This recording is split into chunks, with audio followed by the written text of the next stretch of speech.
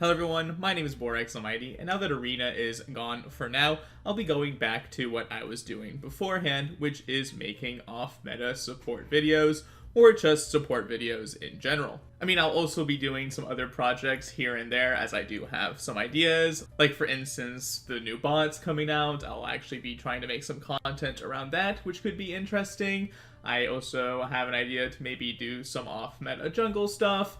But again, I'll be mostly focusing on off-meta support videos. That being said, Nexus Blitz is also coming out in a month, which is kind of exciting. It's been apparently gone for 3 years. Maybe I can explore that game mode a little bit if people are interested in it. And Arena is supposedly coming back actually before the end of this year in December, which is really awesome. I kind of expected it to be gone for a very long time.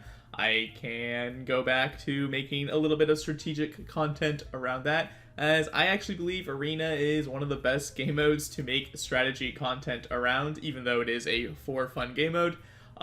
Because, well, first of all, I'd like to say I play all of the League of Legends game modes for fun, as it is a video game, and I just enjoy doing some interesting strategies, even if they're not optimal. As long as they have, like, an idea behind them, then I enjoy them. But the purpose of this video is to explain that I will be re-rating a lot of the supports I have already gone over, because a lot of things have changed and some of the ratings I did have been over 3 years ago. So I'll be doing a series of hopefully quicker videos, and hopefully like one a day or one every 2 days, where I will be re-rating things that I've already looked at.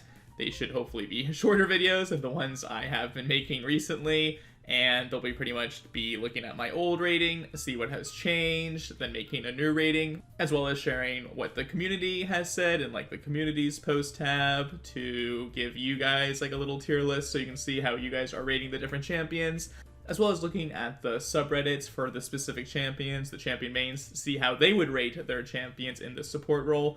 Although I don't think I'll be going to every single subreddit, as some are friendlier than others. And also, sometimes it wouldn't really make sense, like if I would go to the Yumi subreddit, they are already a meta support, so it would be kind of hard to collect data on that, as they might be a little grouchy with their champion and like not rate it as an S tier. But as a support, I mean, it kind of has to be an S tier just because it is like a support. But pretty much any champion that isn't normally a support, I will be trying to get a rating on a little tier list from the champion mains. Now here you can see this is going to be the tier list that we will be using in the future. That's a little bit different, and if you see my Arena tier list, you know that I do it a little bit differently. I'm still gonna have like S tier, A tier, B tier, C tier, D tier, and F tier, as I think it's just visually appealing and it makes sense if you just want to quickly glance at it. But we'll be quickly going over each tier and explaining what it means to me personally. So the first tier we have is the S tiers, and those are going to be champions that could be meta. They are just, in my opinion, strong in the support role, even if they aren't normally seen there. The S plus champions are going to usually always be just really meta supports that are quite strong.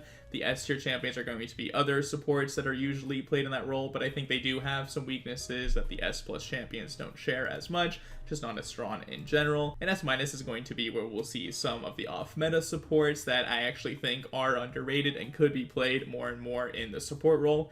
And I do see some off-meta supports actually sneaking into that S category, but we'll definitely have to see as I re-rank the champions.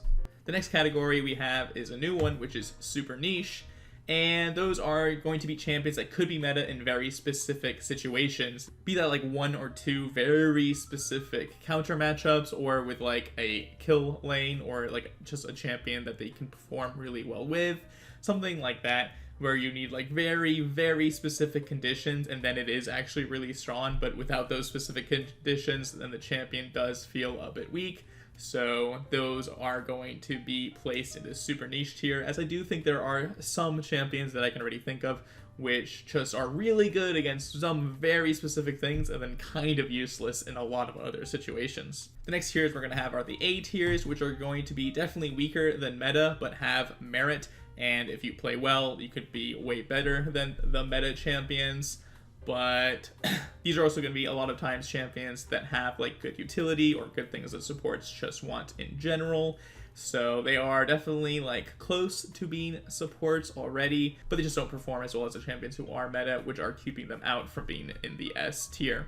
Then we have the B tiers, which are going to be pretty much heavily skill-based champions that can be really OP if you play really well, if you have like a really good understanding of the champion, or they're just going to struggle on average against most things, as they just don't provide the most utility if you don't really fully understand the champion. But if you have a really good grasp of the champion, you can then definitely dominate the bot lane, and there are definitely going to be several champions that fit this category, where if you have a very good understanding of what you are doing, you can absolutely smack some people up, especially because they won't know very well what you are doing with your wacky playstyle. But if you don't fully understand the champion that well, then you are definitely going to struggle. This category is going to be kind of like for champions. I believe that if the mains actually wanted to play their champion in the support role, they could do really well in it, but everybody else is probably going to struggle a bit more.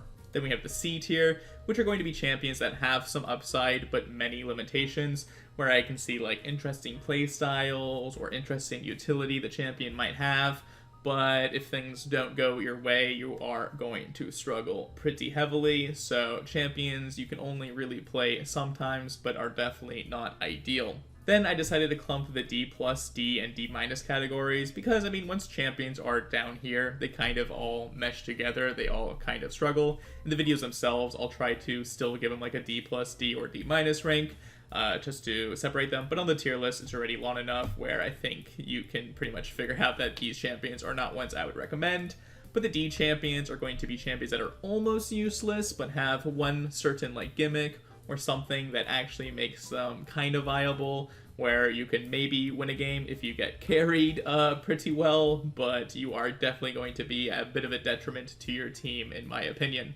Finally, we have the F categories, which are going to be F+, F, and F-, and these are champions I just would never really recommend. I just think they are so bad in the support role, do not belong. These champions are just going to have like the exact opposite identity of a support, which is definitely not going to be ideal for the role, and I would never really recommend them.